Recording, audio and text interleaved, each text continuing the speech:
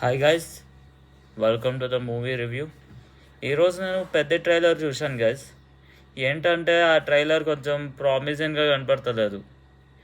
ఏంటంటే ఫస్ట్ ట్రైలర్లో నీకు స్టోరీ అర్థమవుతుంది, ఇది ఒక స్పోర్ట్స్ అథ్లెటిక్. కానీ మనం ఫస్ట్ లుక్స్ అండ్ సెకండ్ లుక్స్లో ఏంటంటే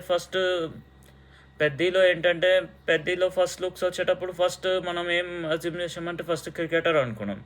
సెకండ్ సెకండ్ ట్రైలర్లో అది పేలవాన్ అనుకున్నాం.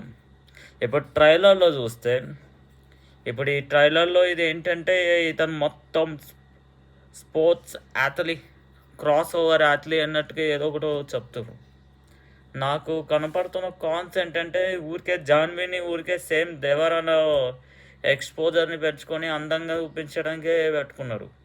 కొన్ని ట్రైలర్లో ఆ సీన్స్ ఎక్కువ అవే కనపడుతుంది ఊరికే.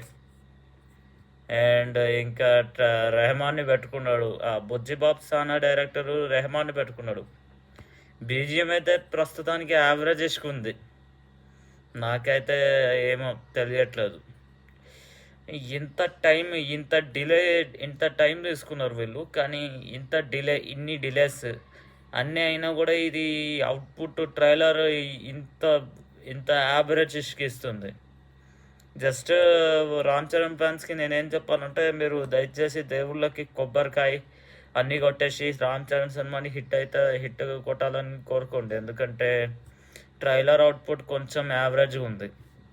నాకైతే ఏం పెద్ద ఇది సెట్ కాలే, నచ్చలే.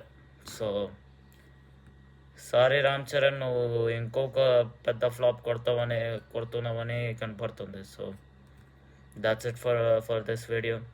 ఇఫ్ యూ లైక్డ్ దిస్, నీకు ఈ వీడియో నచ్చిందంటే లైక్ కొట్టు, షేర్ చేయి, సబ్స్క్రైబ్ చేయి. బాయ్.